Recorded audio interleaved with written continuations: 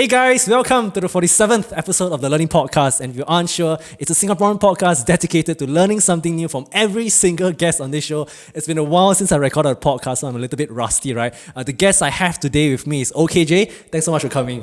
Thank you very much for inviting me. I know this is like a Ulu place, right? So I apologize in advance. Before this, right, you're helping me set up like all the cameras, right? And the reason why he has such expertise in setting up cameras and everything is because he is a documentary filmmaker. So generally, I love to talk to creative people when it comes to like creating your own stuff. And he's actually a senior that I had in the NUS Business School. So he actually studied business. He's a self-taught filmmaker in a sense, a documentary filmmaker. And I think it's quite unconventional because, correct me if I'm wrong, right? You go to business school, everyone wants to go into the finance, earn big bucks, go to the corporate world. Even I'm in the corporate world, but I would say like the agency life is also not that sexy or normal for a business student. So I'm just very interested to see people like him, right, pave your own way in terms of doing these kind of things, which are very inspiring, to be honest. Like when I meet people like you, I'm very energized. Very sweet with your words. I'll be linking a lot of podcasts below in this video description because OKJ here has shared a lot of his creative entrepreneur freelance pursuits in other podcasts as well. So I think that this podcast will just be a supplement onto that, and maybe just more. I'm very interested in finding out the beginnings of everyone. So a little context about OKJ, he was from Nanyang Polytechnic. Then he went on to business school. He was from Tembusu College, which is like one of the best best colleges in university town of NUS. And I'm sure I would just want to learn from him in terms of the exact moment when he perhaps like picked up the camera and like, this is what I want to do for the rest of my career as well. And OKJ himself, he's also married as well. Congratulations. You're going to get a BTO in a few years as well. So maybe, I think this podcast, I know I'm going over the place, right? This podcast will just be like the wholesome random stuff, like maybe relationships, life as a freelance, why do you choose documentary filmmaking, and a lot of other random stuff. And if I may just add, right, I think why I love documentaries in a sense, because I think it's very powerful in a way that you can frame a subject in a very beautiful manner, which may appeal to some people of sorts. But the latest documentary I watched was a social dilemma, so I was like, wow, that reminded me about the power of documentaries. And I think that maybe I just want to ask him, maybe what difficult kind of documentaries are you intending to tackle sometime in your career, or the kind of topics that really invigorate you? Because yesterday I was literally watching all your documentaries just to get the overall sense of like what your storytelling is. So I'll link all his documentaries in the link of this video description. I know it has been a long introduction, right? But OKJ, for those listeners that don't know who you are, if I've missed anything out, could you give an introduction from your own words? Well, it seems to be very comprehensive. Right, I'm sure I missed out some stuff, man. Oh, well, I mean, it's like, if I really were to regurgitate, because you seem to have done a lot of your research. So yes, I came from NYP. Maybe you could start there. Maybe the only point I would bring way beforehand is that I often tell people as to why I do documentaries is simply because I watch documentaries since I was a kid. So as much as I binge watch SpongeBob SquarePants, I am Discovery and Disney Channel, I also watch Discovery Channel and National Geographic. So that goes like hand in hand. And from young, I've had the privilege of exploring the world and the universe from the comfort of my own couch. But who would thought you want to be a documentary filmmaker or storyteller, right? In Singapore's context, it's like you want to be pragmatic. So that was an interest, but never really something that is at the top of mind or what I want to do as an ambition. It was only through maybe the serendipitous nature of life that things started to fall into place. So then you go into NYP. Now, NYP was, I studied hospitality for 3 years, and the only reason why I did that was because I didn't have very good interpersonal skills, which seems to be, if you treat life as a game, one of the fundamental skills you need to succeed. At least that's what I thought. So what better way to learn interpersonal skills than through hospitality, where it is the business of people and interacting with people. So you go over there, and then I do all the various things, and I learned a lot from it, both from the industry as well as the mentors and the supervisors I've got to work with, some people who I even interact with today. So we have that, but that didn't kickstart the documentary journey if it weren't for two specific things that happened. The first one was that after Polytechnic, you have to go to NS, as per all guys would. But I was for some reason singled out as one of the few that will go in the latest batch. A lot of my peers went in the June batch. Yeah, the June batch and even maybe like earlier. I went in November. So I had 6 months of free time, which is very important in this particular narrative because I'm a very risk-averse person. So I don't take risk, and I think acknowledging that, I supplement that by preparation. So I have to have the right conditions before I take risks. So it's very conditional. So first one, okay, 6 months, whatever I do in these 6 months, I'm going to army one. So what? So I have 6 months, but then the next one was a particular failure in those 6 months that led me on this path. So I'm someone who I believe is quite effective when it comes to being talkative. So when it comes to interviews and all that, I find no stress in that. Go in and talk about yourself. If you get it, you get it. You don't get it, okay. Then I find that to be dodging the bullet. I was supposed to go into NUS, so we were doing that whole university application. And I wanted to go into U-Town. Now, at that point of time, Tembusu never came on the radar. It was only USP. So I applied for USP. I was like, I want to have that university town lifestyle. And they were very good at marketing that. But for some reason, when I went in, I tanked the entire interview. I don't know what happened. I just couldn't describe who I was, even when I'm talking about documentary, where it's never happened before. So that one was one of the first few interviews that I completely tanked. Yeah, but so you're doing documentary before you even interview at USP already, is it? No, but usually this kind of interviews, they'll first say, oh, what do you like to do and all those kind of things. What are your hobbies? And I'm someone who does not have a lot of hobbies apart from watching documentaries. At that point of time. At that point of time. Okay. So I tanked that interview, and they already knew that they were going to fail me. So they stopped the whole thing of, hey, come back we'll send you an email in a few weeks. Thing. Yeah, it's a very direct thing. It's like, maybe you should think about improving your writing during your NS time. Oh, that was essentially Tembusu, man. Yeah, so this is the thing. So this is one of the fluke incidents. I'm supposed to do well in interviews. That particular one, I didn't do well. So I didn't do well, and I've been motivated to do something about writing. But what do I write? Now, at that point of time, this was already 2010, like that. Blogspot was on the way out, but blogging is still somewhat of a thing. So, okay, what do I write about? Okay, let's write about documentaries. So I started to write about documentaries. I only wrote 1 or 2 documentary reviews. And this is where life serendipity really took off from this particular point. Because one of the contacts in my hospitality, I was working at Resorts World Sentosa as an intern. And I had a colleague over there notice my work. And then we had a conversation because she recently went from a Microsoft Surface event. And then I was like, wow, damn cool, and all those kind of things. And he was like, hey, I saw that you noticed that you're doing some writing. I know you love technology. I love tech reviews and all that. So he connected me with this guy on do you want to write some tech products and all that? You can try this out. Things that I'm sure you would be very What kind of tech products? Like a whole range? Range, everything from I think phones, laptops, keyboards, and what have you. It was for a gaming site that I think is defunct already. So I went there for the very first PR event that I went there, which I forgot what it was. But the conversation with that particular person, who I'm still connected with till this day. You always have those kind. I always come on time, which for some reason in Singapore is early because everyone comes late. Okay. But coming on time allows you to then interact with people who are there, who are the organizers. And we had this chat. Oh, what do you do? Informal chat. Yeah, not so formal. Yeah, informal chat. What are you doing? Then I was very upfront. This is my first PR event. I don't know what I'm doing. Then it's like, oh, what are you doing? It's like, oh, I'm also writing this blog where it's documentaries. And she said, do you know we also represent National Geographic? Wait, what?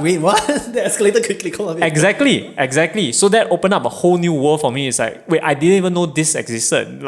So brands are actually present in Singapore. The whole PR and all these things were all new to me. So it's like, okay.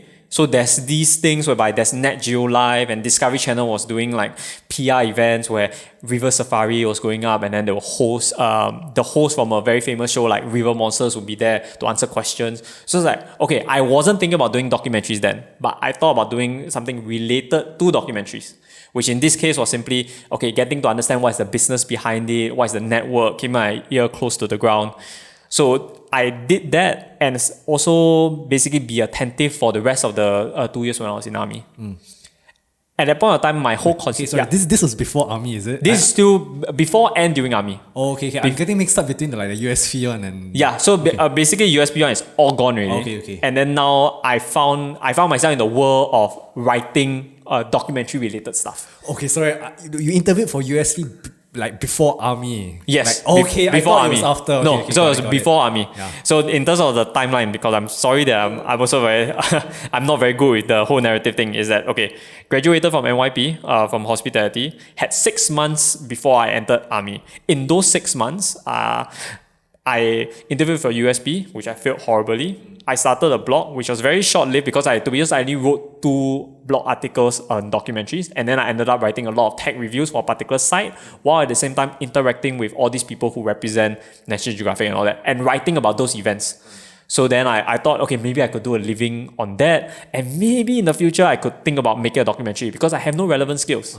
At that point of time, you're already thinking about like how could this lead into a career already? Is it like have you decided like because at that point of time you already applied for university courses already, right? Yeah, so I applied for business already, but business was a very straightforward thing because when I applied for university wasn't even the first choice that I have. I was already thinking about going into just like real life and slugging it out over there.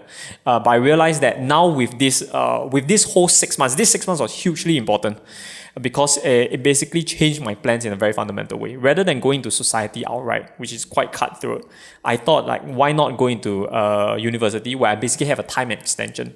University allows you to learn skills that you might not have learned, but it also reduces the cost of living if you are also good enough to get like the graded financial aids and services. That was something that I assumed, and I'm very fortunate to be able to benefit from, which has this whole like pay forward kind of attitude that we can talk about later. But basically, going to university was essentially a time extension for me to figure out whether I could live my dream. Because at that point in time, remember, I was only thinking about documentary as an interest. That was about it. Now suddenly it's like, okay, I do not know what, but it feels like there's something here. So, okay, let's go explore. And I took those 6 months, as well as the whole 2 years in army, to basically explore the possibilities. I was writing articles in my off time because I knew that no matter what, if I wanted to either entertain a dream, I wanted to make sure that I'm able to handle both an NUS workload as well as lack of a better word, entrepreneurship pursuit, which is 2 very hard things to put together because you essentially, if you want to do it right, it has to be at 200% of your energy. You want to be responsible for your group mates especially. Yes. So I took those 2 years to prepare myself from a capacity standpoint, which is one of the things I gathered from a supervisor that I had in hospitality, where he talks about like the fundamentals of success. And one of those things is capacity. So I knew that no matter what, I had to increase my capacity before I entered NUS. I'm fortunate that I had. So you do all that already, now Tembusu comes in. So I graduate, I go into NUS Business, which we can talk about later.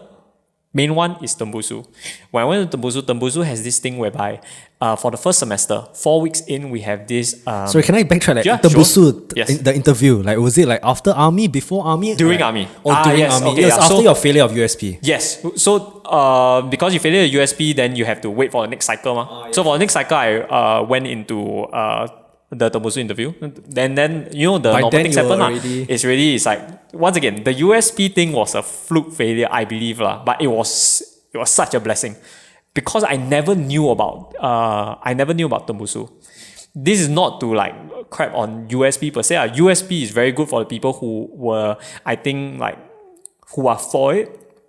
I'm someone who is, even before I entered Tembusu, I knew that it was a place that I wanted to be. I just didn't know in 2010 that Tembusu existed. 2011, I knew Tembusu existed, and I immediately knew that I wanted to get in. I'm fortunate to get in. If we really want to link it in terms of motivation, is that Tembusu, its tagline is the home of possibilities. And its premise is very simple from my perspective, is that you get 600 people from very, very different backgrounds. They are all kind of QC in the interviews, so that there are people that you think would be able to engage in different forms of conversations and activities and whatnot. Put them all together in a building, and you just let nature do its work. Yeah, You want to talk to yeah. people, you can talk to people. Don't want to talk to people, don't want to talk to people. But it's up to you. There's no pressure in that. And I knew that I would thrive in such an environment, both on, especially in terms of personal growth, because when I entered Polytechnic through what is known as a direct poly admission. Oh, okay. So I know. Yeah, and a direct poly admission, at least in NYP, I'm not sure about others. In direct poly admission for NYP, you start poly around like 2 months earlier.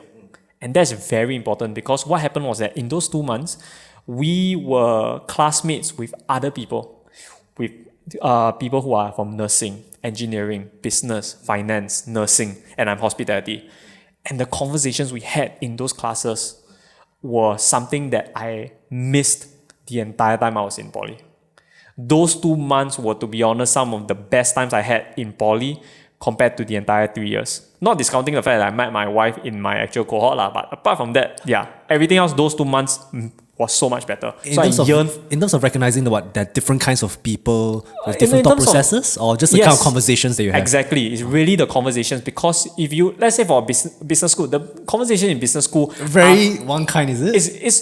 it's not maybe not one kind, but it's very predictable. Okay, yes, I Not agree. to say they are not inspirational, but you know what you're gonna get. You do not know what you're gonna get. Like let's say, I lived in a suite in Tembusu where it's basically 5 rooms sharing 1 living room. That particular suite that I'm in has a Pol Science student, engineering, law, some of whom who are PSC scholars, some of whom who have beliefs different from my own.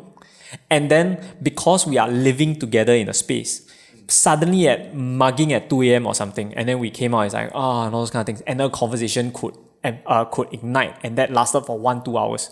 It's those kind of opportunities that you didn't seek out. You have to be there for you to be lucky enough to have that. And Tembusu allows for you to be lucky enough for many times for you to grow as a person in terms of all these things.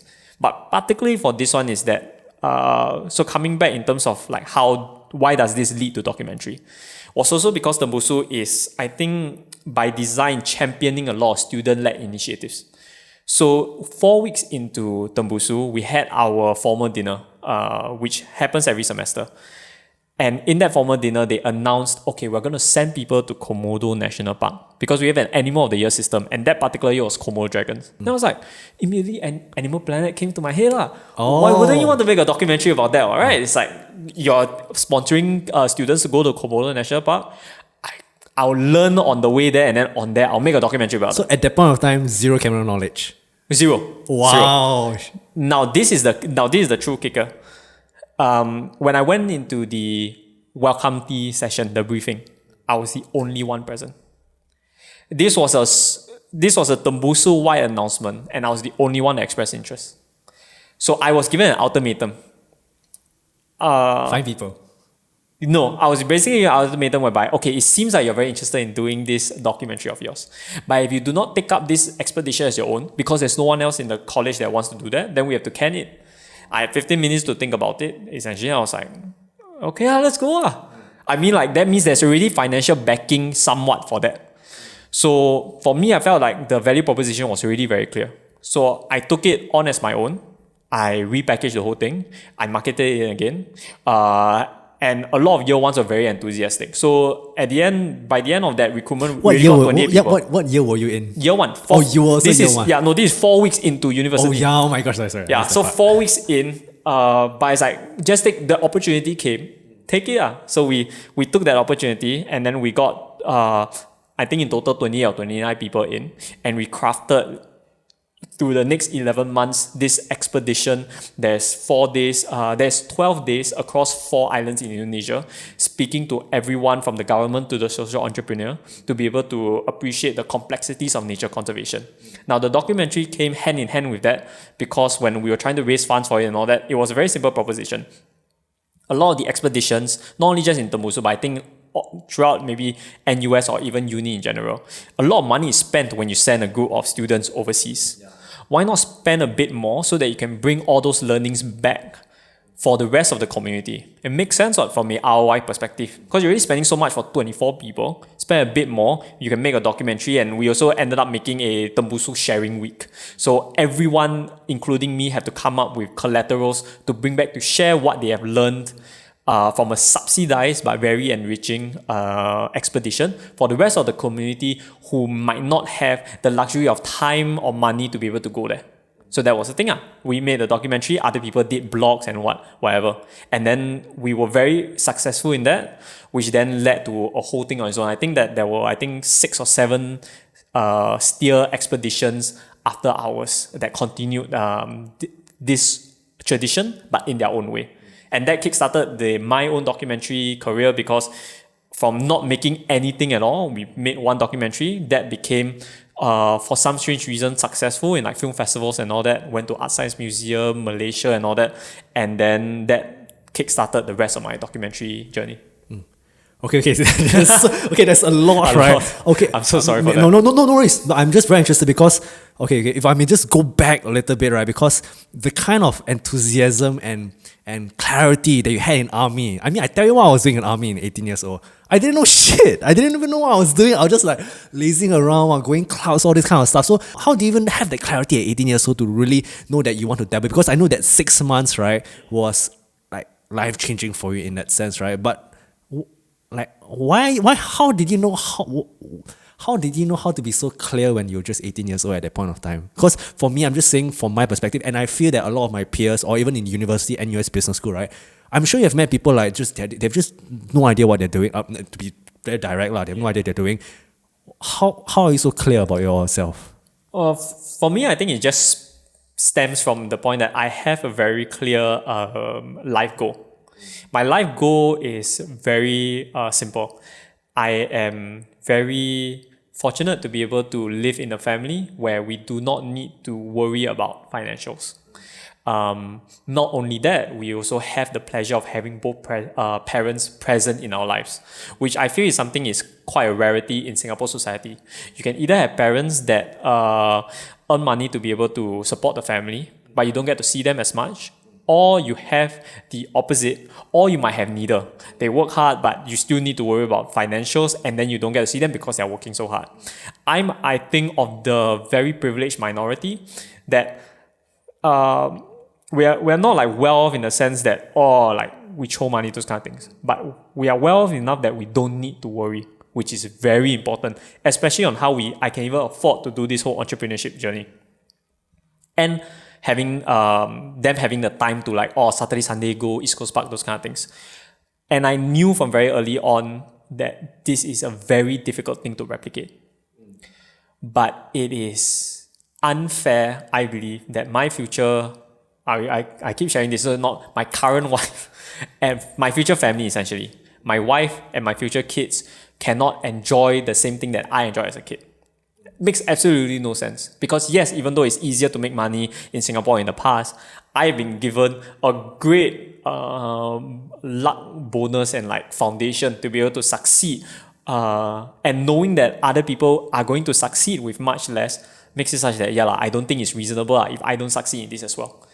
So I was already from a relatively young age eager to find something that I believe can meet this life goal.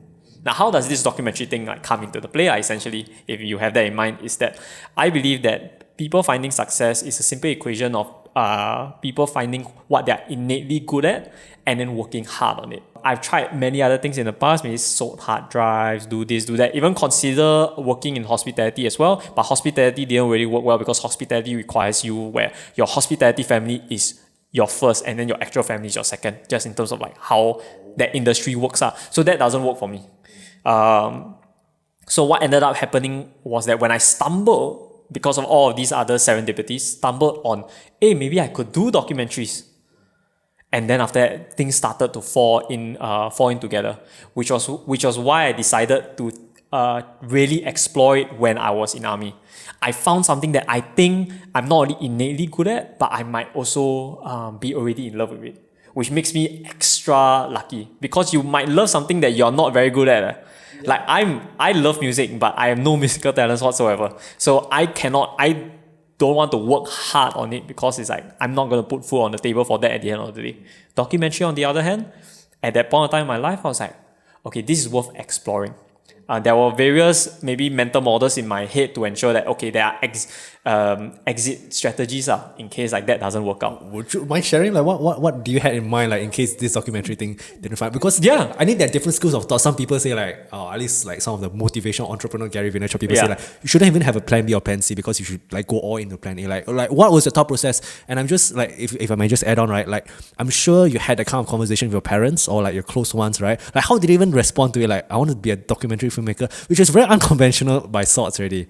Like, how do you even go about approaching that? Because you obviously have a lot of clarity in what you knew, but I think that would be that would somehow be easy to convince others with your energy and rigor, right? No, I think really in terms of the clarity, it's only because like we're looking at things in hindsight. So it's a lot easier to retrospectively create a story where everything works out in the end. Okay. But in terms of the mental model that I have, we can start from the 6 months. The 6 months over here is quite straightforward. What we had in this, we start from the end of poly.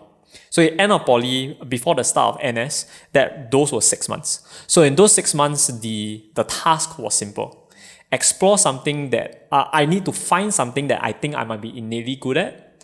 And if I find something and I work through it, at that 6 months mark before I entered army, I will have to think to myself, do I want to pursue this, or do I want to drop it and focus 100% on NS? So you can think about like signing on or whatever, or maybe even pursuing something else whereby you read other things and whatever. So I use it, think about it like a quest. I love to use game analogy because I think it makes sense of a lot of things. So I've given myself a quest whereby at the end of those 6 months, I can have two paths. Do I continue down the road, or do I exit and then do something else, essentially?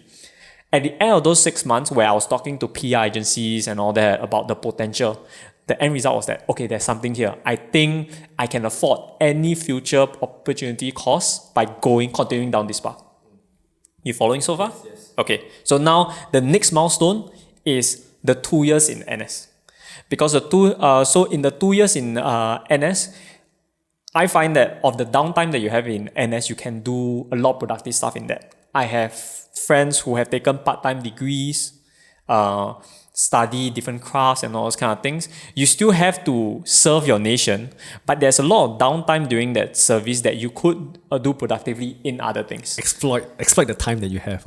I mean, it's not really exploit the time that you have because the time was yours to begin with. So I'm not sure whether exploit was the right word. Yeah, it's probably not but right word. Not only that, the mindset was already that I wanted to ensure that whatever it is to help build my capacity for NUS, because I'm not going to go to NUS and simply be at a peak whereby I study already and then I damn check. Then that was not the reason why I entered uni. As you remember, I went to uni because of time extension. I didn't go there to get a degree. The degree is a byproduct of me going there for time extension. So I have to be able to, and plus I'm one of those people whereby I think if I work hard enough, I'll get good grades. So I'm not going to get like a C or something. It'll be A or B, those kind of things. So we go there. So in those 2 years, I was continuing down this road, and it became clear to me that, okay, there's something here. At that point in time, I'm not thinking about doing documentary. I'm thinking about doing something related to documentary. Maybe I might be a good enough blogger or an ally such that when other people do documentaries, I can talk to them, be like maybe the Mr. Brown of documentaries, those kind of things.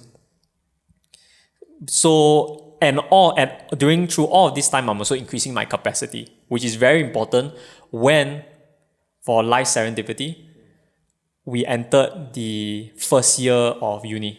Where did you get that phrase, life serendipity? The serendipity came from all the interviews I've done. No, it's in this terminology that you give it to all. From all the interviews I've done, documentary has given me the privilege to talk to people from all walks of life.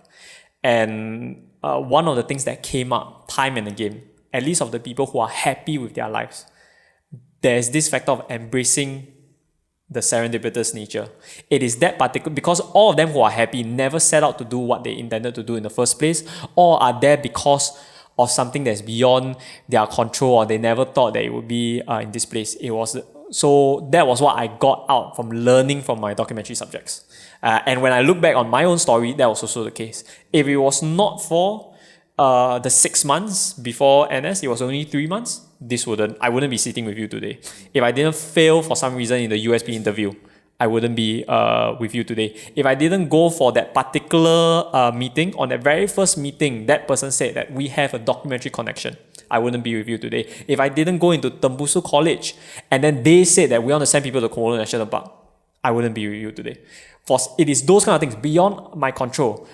I was very fortunate to be at the right place at the right time, and having that coupled with the preparedness to take on such lucky opportunities led me to me being with you today, essentially. Because if I didn't increase my capacity during my NS, I wouldn't have said yes to the expedition.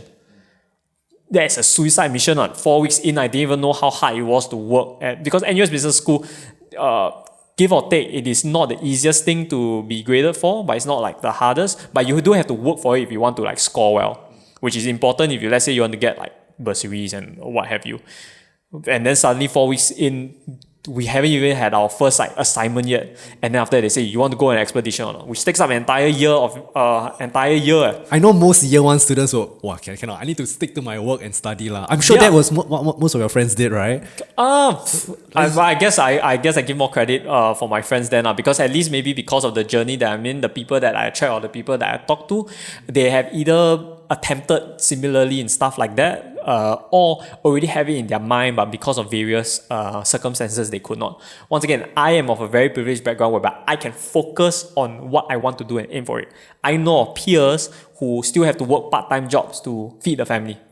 So I always have to acknowledge that of all these things, which is the reason why I work so hard, is that I have less of a reason to fail compared to my peers who are doing so much more to get to the same level. And this is especially true when I decided to go all in. So in terms of the mental model, we had that whole, continue in NS, continue in university. Because if I continue documentary in university, that means that I'm not planning to go for internships, not planning to go for NOC and all those kind of things, which for a typical NUS business journey is a bit absurd, because that means you are basically excluding yourself from one of the key reasons why people are in NUS Business School in the first place. But for me, that was the opportunity cost that I'm willing to take, because from what I see, this seems to be the better way forward for me. But when I put in most of my life savings inside, did I struggle, especially from an emotional standpoint? Yes, because I've never seen my bank account to be so low. The first time I invested in my camera equipment and my like editing rig and all those kind of things. And it was at that point of time that it became also crystal clear to me that the privilege that I have, simply because what I felt was momentary. Plus, I always knew at the back of my mind, even if I fail and I lose all that money, it's not like my parents are going to abandon me. They have all the means in the world to be able to support me, even in my lowest low. Not everyone has that. And yet, these people are still willing to take the leap. I've taken a leap with 2 parachutes on my back already. Some people take Komodo, is it? No lah. I'm not. I mean, this as a metaphor lah. I'm afraid of heights. Okay.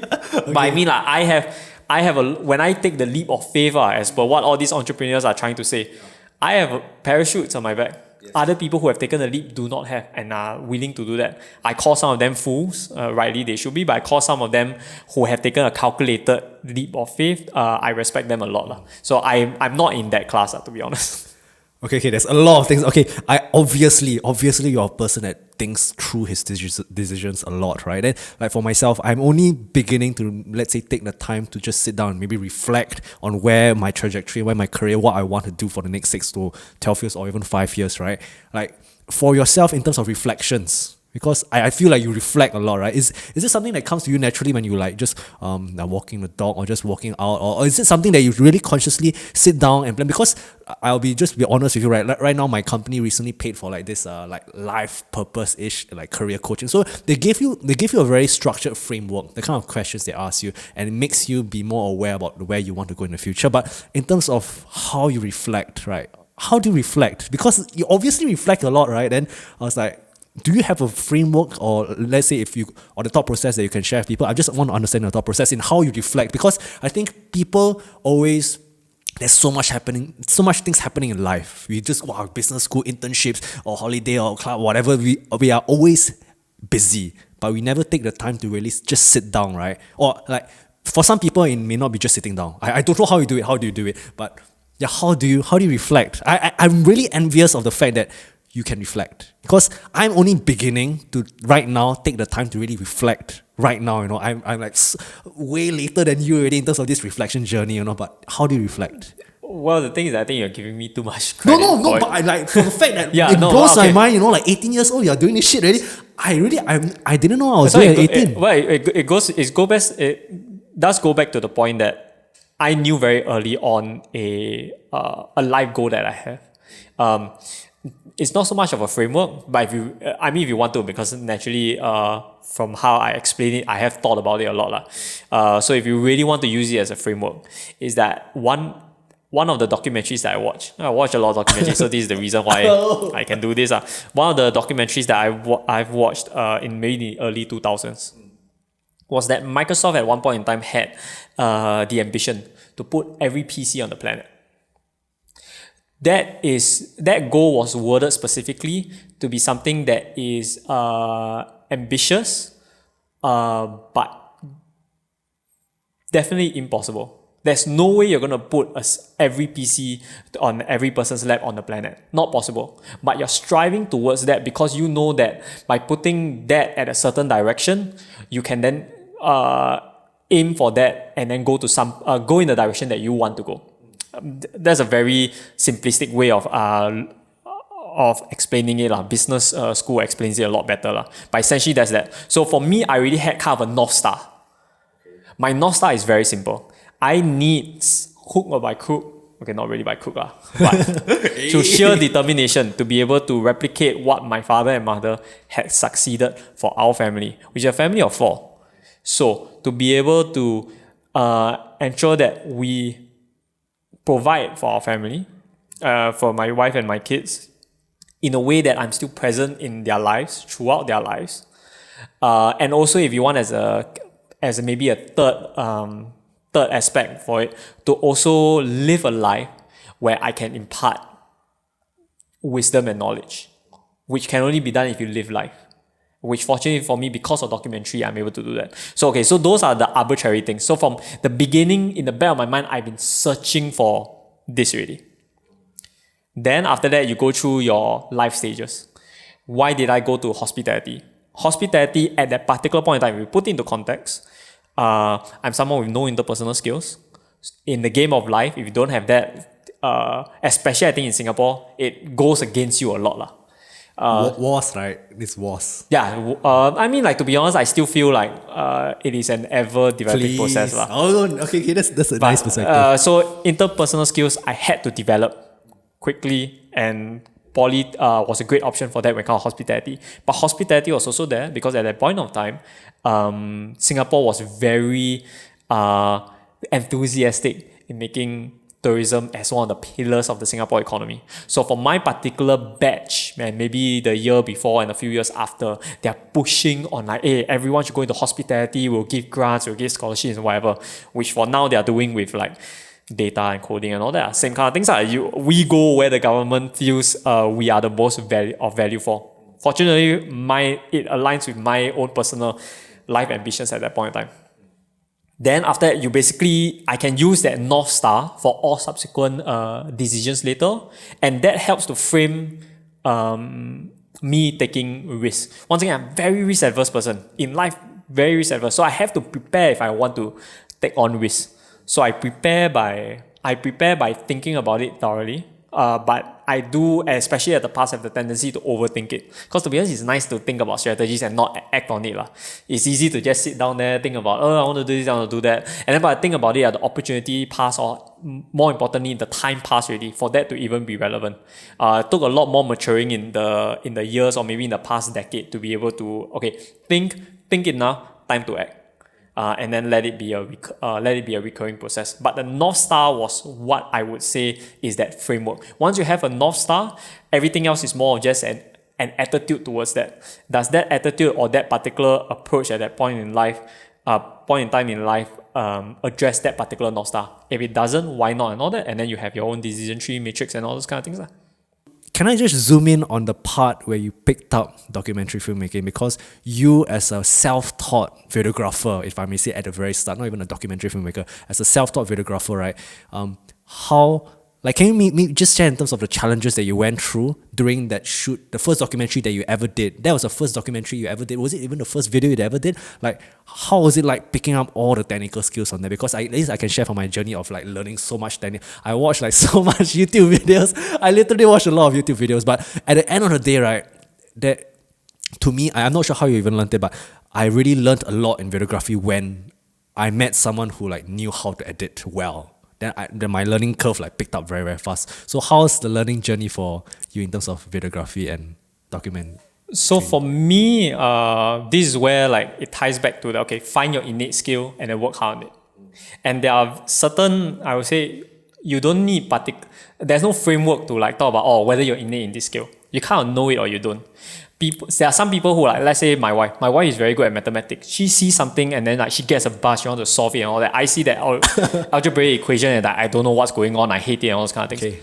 So when it comes to videography, it felt second nature to me. Wow. Do I have to learn it? Of course, YouTube has been a great resource for me, but I can pick it up. I look at the things and then I learn on the job. That's one of the reasons why I went into poly, was that I knew from the get-go that I always thrive on learning on the job. And I didn't really have a mentor or whatever, but it's like, it just made sense. And then when I look at something, this person tried it on YouTube, let me try it here. Okay, then I tweak around with it. Okay, some good, some not so good. Then after that, I try it again, and I try again. And then slowly it start to morph into a credible skill. And then when I have the pleasure to work with other people, then there's knowledge transfer. Hey, how do you do this? Keep asking questions. Sometimes not even ask questions, because you don't know whether your questions are good or not. So you just observe. You observe it, and then you have critical thinking, which is something that one of my first supervisors when I was in hospitality taught me, and that helped me in terms of just learning in general, to have that critical analysis of the situation or the things around you. So when I see, let's say, a YouTube video or whatever, I do that.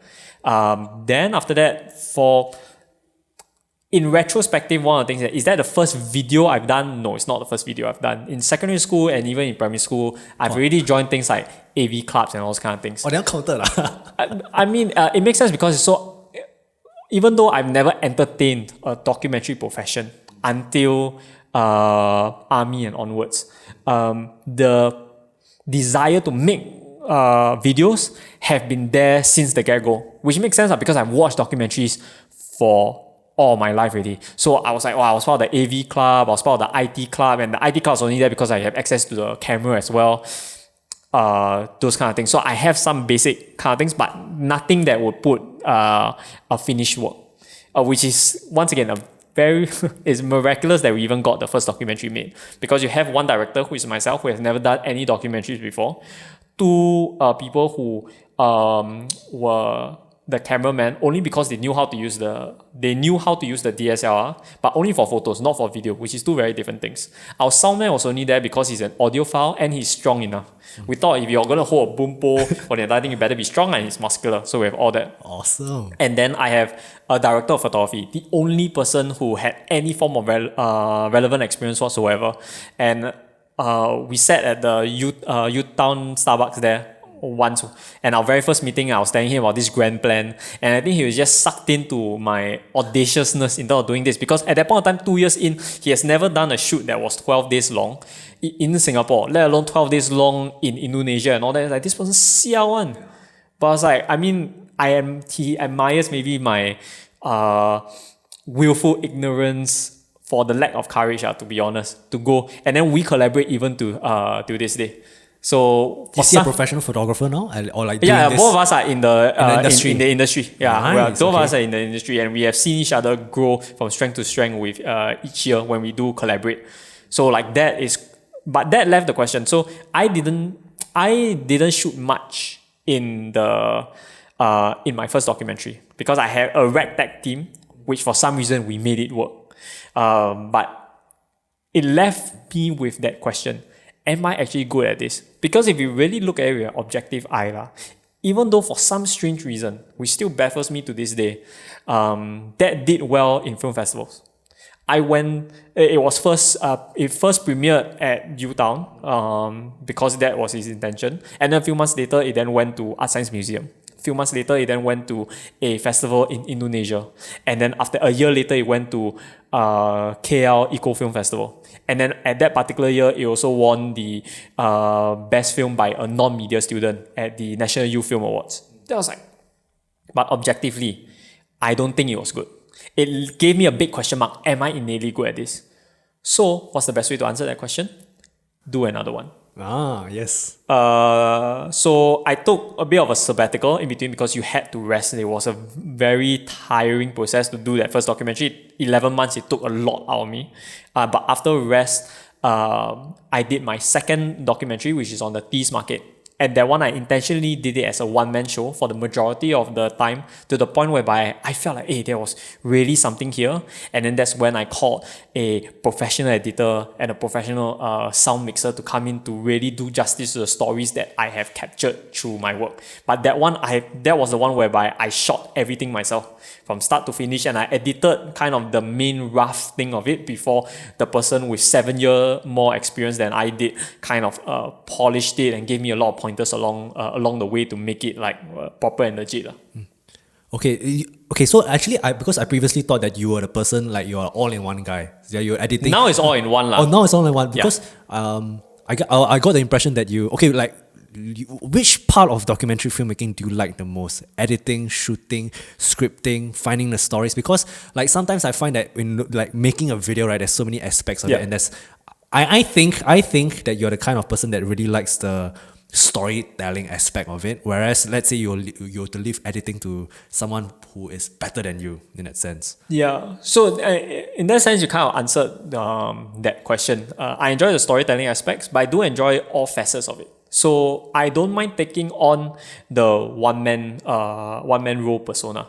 What I found to be very both, I think, pragmatic but also very good for the craft is that on the times when the situation demands that I take on the one-man job role, I do it not only because it's cost effective for one, but two, also because I get to then appreciate the challenges of each specific part, which then allows me to become a more effective team player or a leader if I am the director in that particular situation, to work with the person who is better. Because let's say if I get someone who is a lot better editor, which I work with many times before with other people, if I'm a director that doesn't know the struggles or appreciate the challenges, the art of editing, for instance, then there will be such a nauseating experience because I do not know the terminology. I'm asking for the heaven where I know is not true, or those kind of things. But if I'm a director who also knows how to edit, even if I don't edit, at least I know that I am giving suggestions that are rooted in reality, but at the same time doesn't necessarily mean that we are not aiming for the stars. It's just that I am able to maybe package that vision in a way that this person is able to deliver, which means that if they succeed, we succeed as a whole. So I felt that was very important. So one of the things whereby pragmatically, because at the time also no money to hire other people, so one-man job was mainly to also get the relevant experience to be able to understand, okay, what it means to sound mix, what it means to shoot. I don't call myself a director of photography. My friend will slap me because if you're talking about like legit, there is years or even decades of experience, very nuanced when it comes to camera settings and being able to achieve the director's vision. Before you even can call yourself. Yeah, I'm a videographer. I am not a DOP. DOP is very different. But because I shoot a lot of my documentaries myself and I understand what it means of how light shapes and the moods and all those kind of things enough, such that when my friend who is Jeremy has worked with me since he's the DOP for the very first documentary all the way to now, we have worked together on various projects. I am now able to listen to his ideas better, and there's that meeting of minds whereby, okay, I want to do something for this particular interview. I need that particular thing. You know what I'm talking about? Yes, I know. They can bring that stretch and just because at that point of time, when it comes to art and all those kind of things, there's a point. There's a particular point in time whereby words can't describe already. That's why we do art, because the words can't describe it already. Whereby you have to go, it's like, do you know what I mean? And then Jeremy will say like, yeah, whether I know what you click mean. Or not, you got a chemistry, right? Exactly. And the click is very important. And me developing myself in terms of appreciating the various challenges that they have allows me to have more clicks with more people. I listened to one of your podcasts, right, with one of the creative freelancer, and you say that something along the lines of this, whereby making documentaries, right, is very unpredictable. Like you really don't know where the story is going, like, and it really like unfolds itself as you do the interviews and all that kind of stuff, right? Just a very big question. This is one of the biggest troubles of why I do when I do videography. Like I can't handle something when it's like not scripted beforehand, because how I grew up with video editing is was that, okay, you have to script everything, you have a short list, take this, very nice. It's very predictable. But how do you cope with that? I mean, can you just take me through the thought process of like I'm shooting a documentary. I have no idea how is this going to turn out. Like, I mean, because I'm from a very social media world, like I edit like mainly for social media, like a lot of like short sound bites and all that kind of stuff, right? How do you work with that uncertainty? So for me, I think because of the way I develop, which means I learn from I in a sense I almost set my own rules. So when you say cope with this problem, I've never thought about it that way because it was never something that I had to cope with. It was, to be honest, the main reason why I do it is that that uncertainty. Because at least for me, that uncertainty allows for gems to appear that you could never have scripted. Which helps a lot in terms of like how I make my money now, where I get real people to say things, but if you give them a script, they're not gonna say in a way that like touch your heart, you know. Yes. It's gonna be very wooden and all that because they are not actors, they're not professional. Could you share with me an example, like the kind of like, let's say one or two liner that really, not to say that you need to give, but that kind of, do you have a story to share? So one of the most recent things that we did this year, right, was that we needed to convey a particular thought on, let's say for instance sports in Singapore and why should people believe in sports. And one of the things is that rather than scripting something, because I personally feel like if you script something, you are then limited by whatever is on the script, which for me, that is the way I perceive it. Now, I have to preface this with the fact that there are more than one right way of doing things, which is perfectly fine. I prefer the way of the unscripted nature, which means that you can't just do it whereby you don't prepare. You have to be prepared to be lucky in a sense. So for me, I go with the non-scripted route by preparing better questions. Yes. What are the good questions? So the good questions, so that itself is a difficult answer because the good questions are always set in context. A lot of the works that I do take a longer time because those good questions take time to form. And it plays to my nature in which my reflection or thought process happens more naturally than other people. I don't need to sit down in the Zen room with, and then like, no, it comes more naturally. Sit down, pen and paper. If there's a mental block, go like work out or whatever. Listen to some music. It'll come lah. So what happens is that in an ideal situation for my craft to truly be at the fore, let's say you are the documentary subject, and this is the first time that we've met as well. And I needed to do a short documentary on your 2020 and how your next year is going to be. Before I even ask you any questions, we would have these kinds of dialogues, but then if I could, I would ask you out more often to have the conversations, to stop talking as much as I do now and then start listening to your story, to observe you at your workplace, maybe even talk to the people that know you. I need to understand life from your perspective, and then after that, all I have to do is to be curious. There are certain indicators of whether that question is good or not. One of the things that some of my interview subjects have reacted to some of the questions that I have is that no one has ever asked me this question before. Oh wait, this question very deep. You gotta let me think a bit. Or there might be an emotional reaction. There has been times where I might ask a question, and this might be a question that is part of a series of 3 to 4 questions. And as she's thinking about the answer, she starts to cry. That's when I know like that's a good question. It means that it means that question, because that question is right in that context. I might be asking you about a life motto. Why? So it's not just about asking. A lot of times I think people say, ask the right questions by asking why, and why again until you get to the root cause. But if you just ask why to a normal person, like that person is going to slap you. So I treat the interview process really more of as a conversation. My job in the spectrum of that conversation is to change that conversation from a person to a stranger to a person to a very close confidant. Which is why for some few cases, because it doesn't happen that often, I do at least at that particular moment in time have that privilege to be given information on camera with the mic on record, information that they might not have otherwise shared to a family member or a close friend. And that takes a lot, especially when you have a camera in front of them.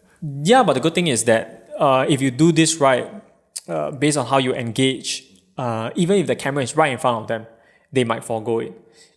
For me, I believe that so long as the questions are good enough, because good questions or the right questions in this, I will use the term right. The right questions are one whereby you feel like you're being listened to. So the questions itself, I have, yes, a list of questions, but it's only there for me as a guideline.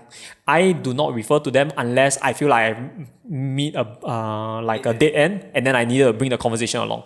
But after a while, it is what we are essentially doing right now. I need to ask questions, or in this case, you are asking questions whereby, okay, since you said this, can you maybe dive deeper into this? Hey, I actually have a curious thought. It's like, from what you were saying earlier, there was something about this. Could you explain more about that? And then you slowly get to the point where I feel listened to. That's what I feel a good right question would do. They feel listened to. I mean, right now you're telling me this because, like, previously, before I even met you, right, my perception of a documentary filmmaker is like edit, produce, script, lighting, interview. But now that you talk to me about it, I think it has to do a lot with being a good podcaster, or like being a good person with EQ, like being able to connect with your subject or talent or whatsoever, and capturing those moments from that, extracting it from that. And this all only happens if I had the NYP hospitality skill, because all this is interpersonal. I mean, one of the things, if you really want to frame it up, but this is a bit meta, is it? No, not a bit meta, but it's a bit zeng already. It's like, I can say that, one of the things that we learn in hospitality is we need to do onboarding. Because every new guest that comes in is coming for a new experience. But you want to make them as comfortable as possible to see you not only as service providers, but almost as part of the family. And then there's an onboarding process. Some of the things that I do employ in my interviews as well. Because nobody is coming in with lights, cameras and all that and feeling comfortable. And the people who do feel comfortable are, to be honest, the ones that are more difficult, because they are more prepared, which means that they have an armor that you must take time you must take time and energy to peel away to get to the real thing, because they really have lines of like pre-prepared answers. Yes, politically correct, politically correct, safe and all that. And that's the most useless thing for a documentary. I would say that it's not the most useful. I'm not sure whether it's useless. Framing. But the good thing is that then I think if you ask the right questions, questions that make you feel like you're being heard, or even better yet, make you feel like you're being understood, which is something that I also learned in Tembusu, by the way. These kind of questions help to break the ice. It's less of the response of, I understand where you're coming from because I have this personal experience, all those kind of things, which is something that I used to do a few years ago. But somewhere in year 2 of Tembusu, where we learned about negotiation, it changed the way that I did my interviews, because I realized that the way to empathy for a person is not in the responses that you give, but in the questions that you ask. Yeah, the questions are your evidence or your chance to show whether you whether you have listened to that person. Yeah, and it's very obvious. Is it like what kind of class was this? Was it like a module? Yeah, so I owe all my career to Tembusu because of the way they grow me. The first documentary. The second documentary was partly inspired by Tembusu itself. Sungai Road was because there's this landmark critical extracurricular workshop that you can do. It's a 3-day workshop on negotiation, and in there's a lot of negotiation practices and exercises that are very intense but very rewarding. Because I was doing that alongside building up my interview skills for the solo one-man documentary that I was about to do, which is Trespass, Stories of East Market. That all mended together. So what I did was that, based on what I learned from that negotiation session, which is basically is literally called negotiation workshop I took all those things, very intense, intimate experience, learned from that, and I needed to start to practice interviews. Fortunately, there's no shortage of stories in Tembusu, surely. So I just emailed a couple of professors, and even just on the leave, I met someone. Hey, I'm doing a documentary, but I need to up my skill. Can I interview you or not? Because I know you got a story. And I interviewed 4 of them. I interviewed 4 of them. It never got published because the thing was never good enough. So I couldn't do justice to their stories. So none of them got published except for one, which lives on the Tembusu website, which is on Dr. Adam Groves. I watched that. Yeah. So like that was kind of like my first proper interview. And that also left the basis for all the subsequent interviews that I've done since. I now have a better appreciation for documentary filmmakers. Like I think this kind of ability to connect with people, that's the part where I didn't previously understand. And now that you say, I think it's like super important, because sometimes I think like when you go to TVCs, there will be like that 专业 person that asks questions, and you are technically doing it like more than just asking questions. I've come to appreciate whereby, so for me, like I'm still very early on in my career, especially when it comes to documentary, I'm super early on. At first, I've always thought that, okay, all these TVCs and all that, or 专业 person, asking the questions, like that can't be right. It's like, this person is just like, what is he or she doing? Now, because of the growth I've had in the industry to now be able to see more things, Jeremy as well, some of my other collaborators as well, I've began to learn that, once again, there's more than one right answer. There's more than one way of connecting with a particular person. So currently my right way is to be able to ask the right questions in the context I've just provided you. Some other interviewers do not go by that logic, and it works for them as well. Does that mean that it invalidates mine? Absolutely not. Fortunately, the world is big enough to have multiple right answers. But unfortunately, because of now that I've embraced that, which is something that I've only embraced in the past like 2 years, having learned from a colleague relatively recently, I also feel like that's one of the main reasons why people are very confused in what they might set out to do. Because if you look at Singapore education, for instance, we are groomed in the mindset that there's only one right answer. And if there's more than one right answer, what is the best answer? Then the best answer is the right answer. And that is, to be honest, very constricting for a lot of people. The more I think we start to appreciate that there's more than one right answer and we can celebrate that, I think it's better for the society. Celebrate that diversity. Yeah. Okay. I'm just like, okay, there's so many things, right? Moving on, like let's say in terms of documentaries, to me, one of the, I would say like I say again, documentaries is a very powerful thing, right? And it's also shedding stories that you think that perhaps more people should know about. I'm just curious to know, what kind of difficult topics would you be willing to explore in terms of your power of documentaries? Because I feel like those kind of documentaries where I've watched that have really changed my mind about something, right, has been like around difficult topics. Maybe let's say about religion. Let's say maybe about social media. Like most recently, the social dilemma, right? What kind of topics? Maybe an easier question. What kind of topics excites you and you think it's difficult and let's say taboo at the same time? If there's any that comes to mind, because I think that you have that power. You have that power to really show the world this is how it's really like. We should do something about it.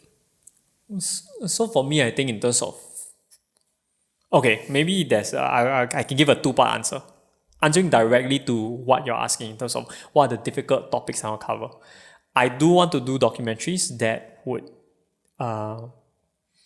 do good for our society, the Singapore society, by examining things that are neglected, but at the same time maybe not fashionable. Okay, I have to spend a bit of time in terms of like dissecting this, because so let's say, especially this being a GE year and all those kind of things, there's a lot of things that come out that there's people so many can write, right? so many documentaries they come out of it. Yeah, political, migrant workers, even just on like minimum wage, labor unions or what have you. There's a lot of things. For me, I'm not. One thing is that as of right now, that is currently not the reason why I do documentaries.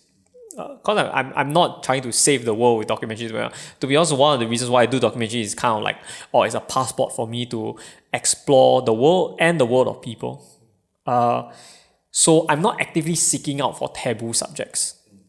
There might come a time where an opportunity is present for me, and I will have to think deeply in terms of doing that, because if you want to do that, and then you have to commit to doing justice for it, which is something that I believe, at least in the Singapore context, you need to be very prepared to take on that risk.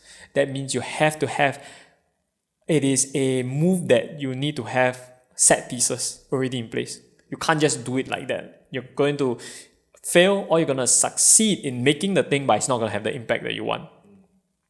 So that's my thought process on it. Am I going to never do it? Not really. I feel like sooner or later I'm going to do one, but one thing, I'm a very risk adverse person. So I want to make sure that when I do it, I have the set pieces in place that makes it compelling from a pragmatic standpoint, if you want to use that word, to be able to do that with success. Because if you want to do that, I don't think it's something that you should fail in doing.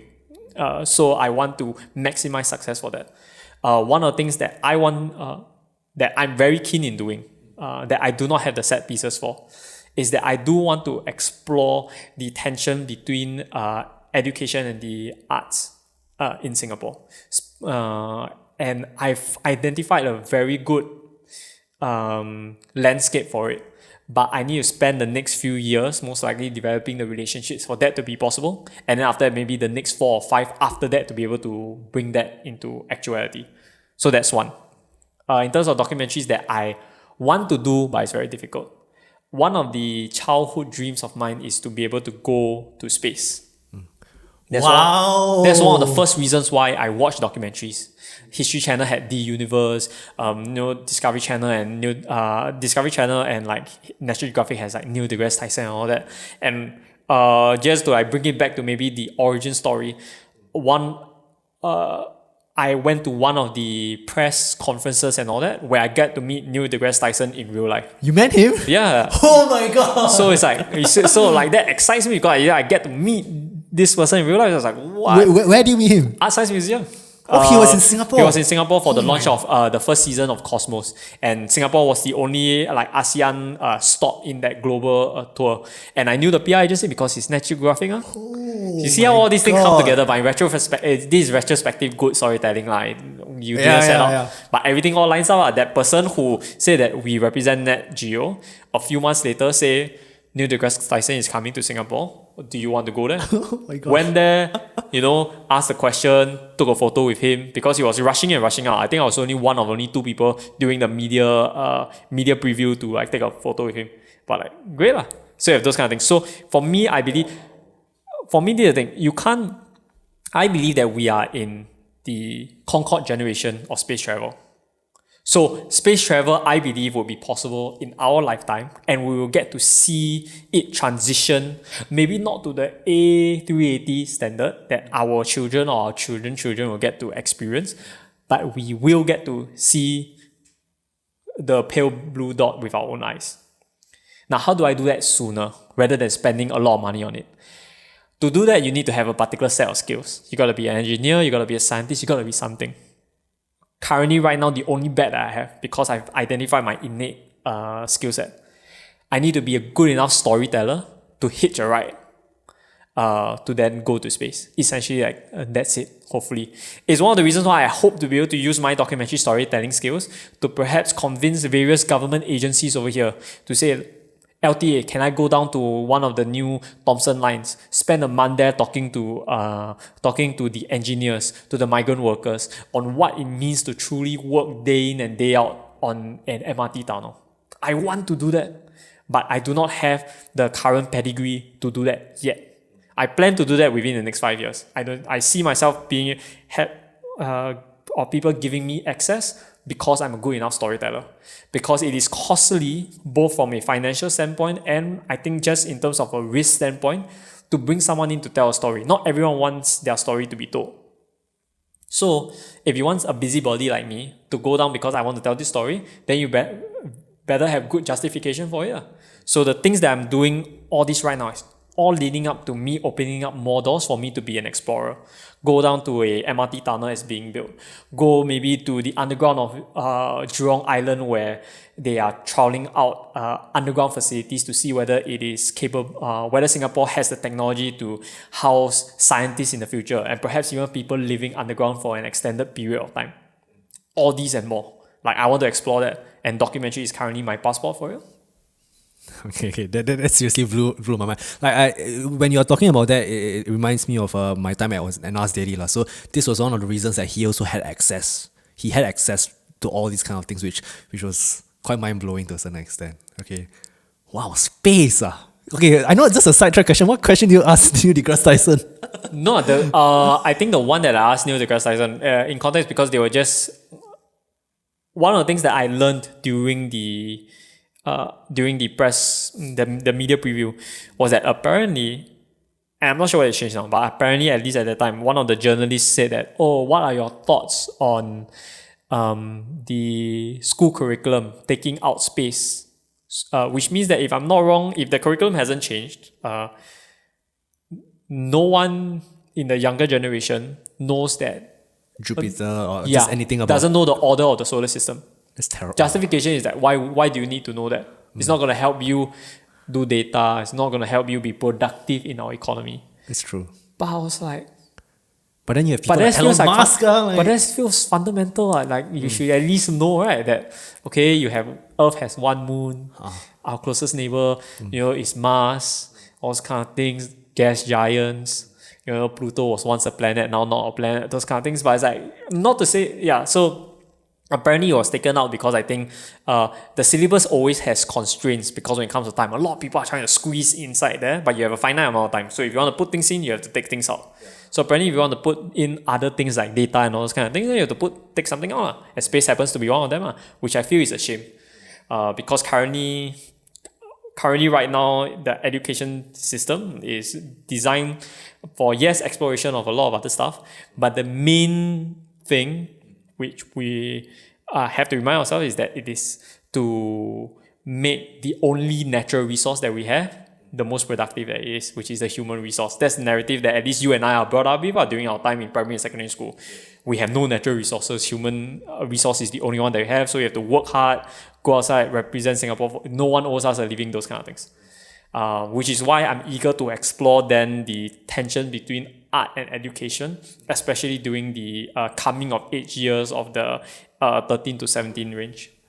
When you mention arts and education, like when you say arts, I'm thinking you're referring to also things like the solar system. Can you elaborate more on what do you mean arts? Arts is a very, very big word. Yeah, so basically I think it's like arts in particular will be, you have everything from like maybe music. I mean, if we really want to be technical about it, because we don't want to muddy up the definition. When I talk about arts specifically, we're talking about things of the creative arts. So your music, filmmaking, and all these, which are, to be honest, really more of a hobby when it comes to the mind of the education. Unless you decide to make a career out of it, then it's very different. But then some of the things that I'm very interested in is, let's say, the culture of SYF.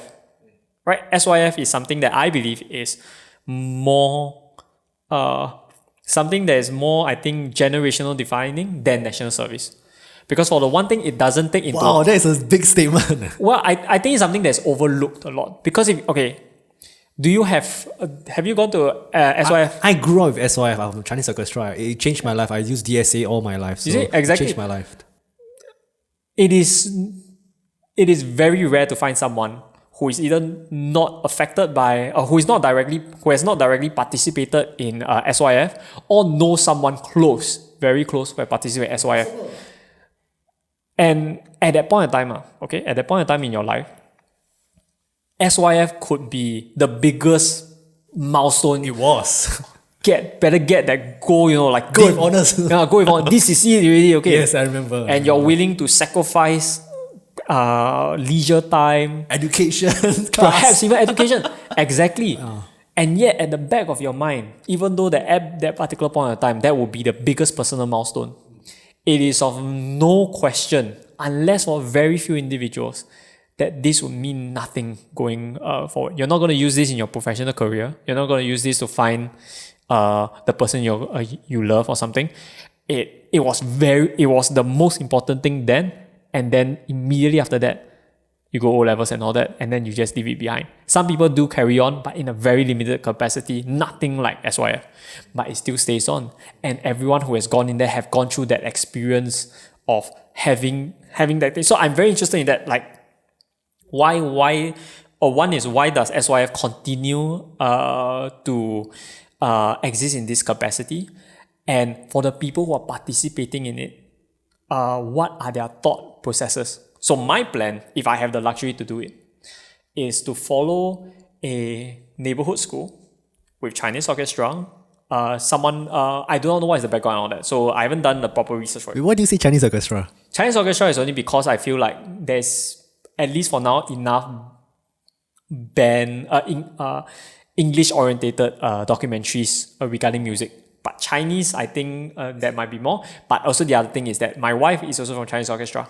I'm from Chinese orchestra. See, so I'm just targeting my in my circle. There are more people doing Chinese orchestra than band. So I want to target that group. In a more personal case is that my wife did Chinese orchestra. I want to do a documentary that she can relate to. But you look at the journey within SYF, there's so many things, right? You're talking about sibling rivalry. Because if let's say you have siblings and the elder sibling goes into orchestra or whatever, the younger sibling is most likely going to enter there. Why? Because the older one got it. But what happens in the case whereby the younger sibling is better than the older one? Does that mean that there's tensions and all that? Maybe, maybe not. The friendship that grew when you're in SYF, because SYF, when you're in Chinese orchestra or all these kind of arts, the clique that you have is a very special one. It transcends classes and all that. Yes, I completely agree. What does that have an impact in terms of people's growth versus people who do not, like myself, who do not have an SYF or a band background? And then you have other things as well, like let's say you're in secondary school for your SYF, but you were in that year whereby your O-level your O-level was also that year that SYF would take place.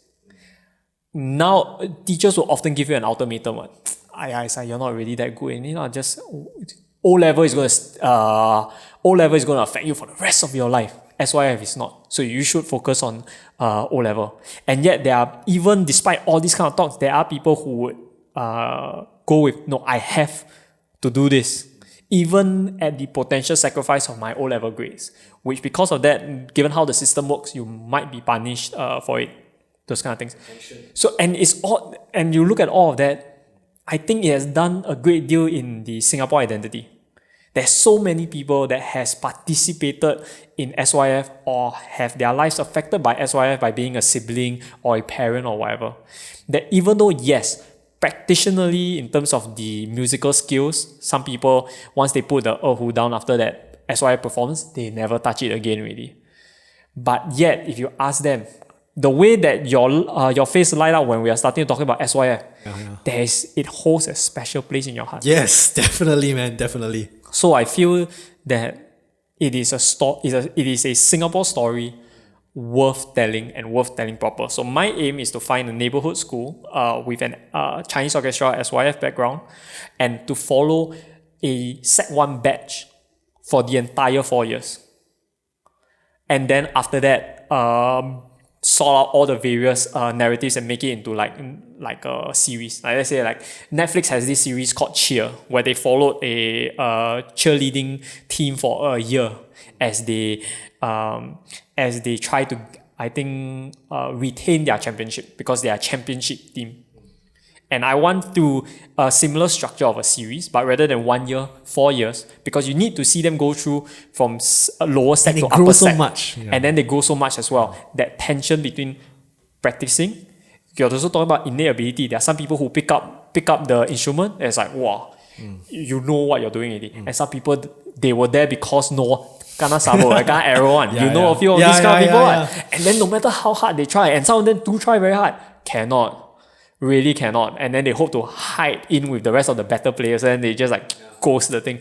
So I think there's so many Singapore identity stories that people can relate to that myself or someone else must do this. COVID has made it way worse right now because we do not know whether SYF can even return to its normal form. So shooting can't even begin. Not that I have the connections in the first place.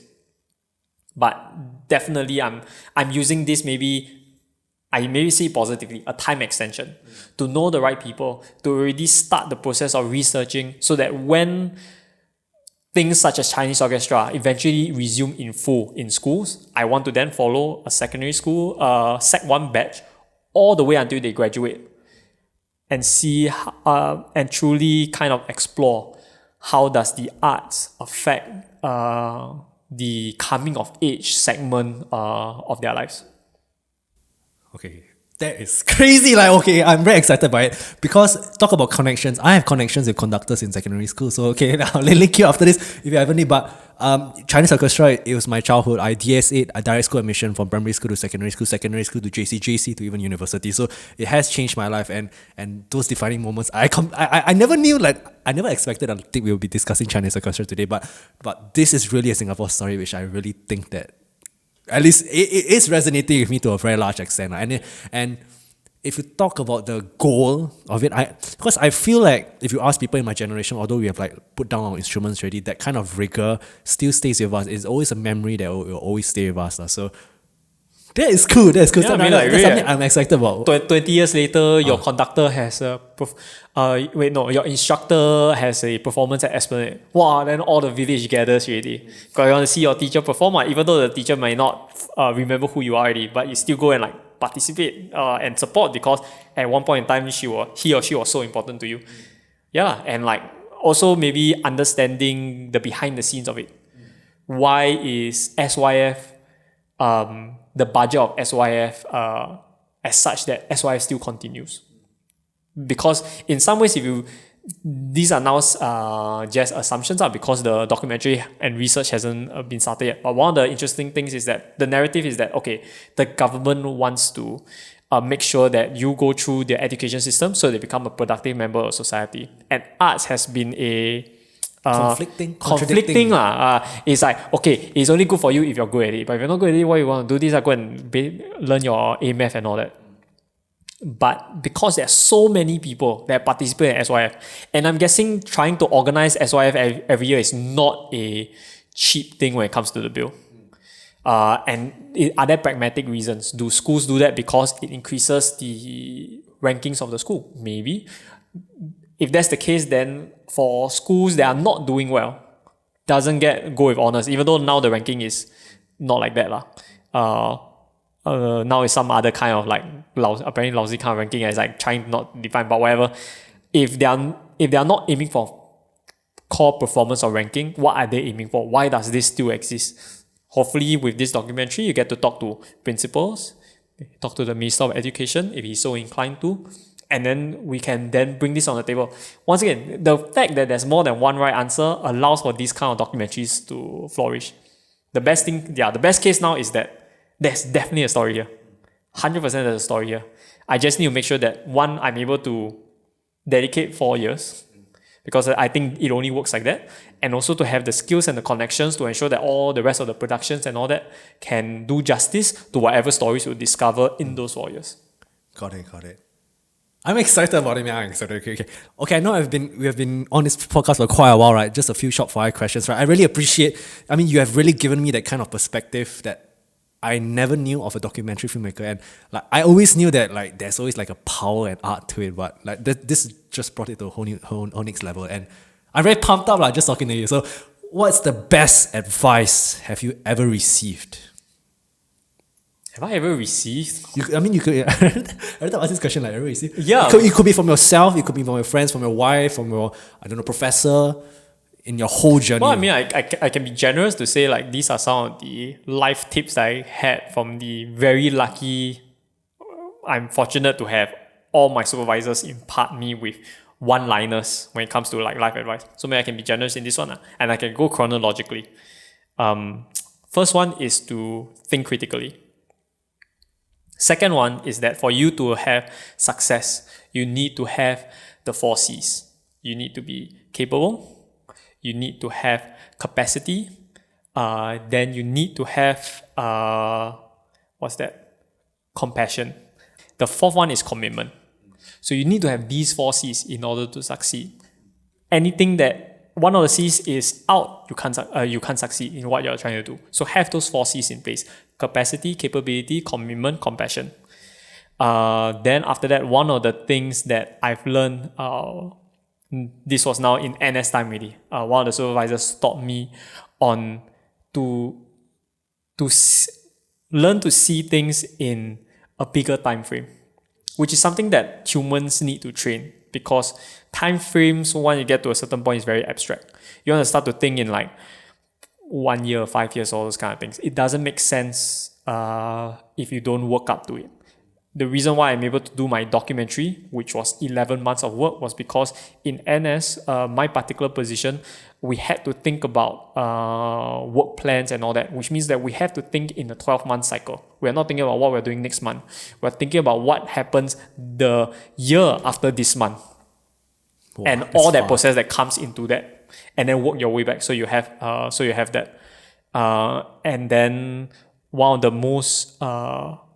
the most recent ones is that there's more than one right answer. What's the worst advice have you ever received?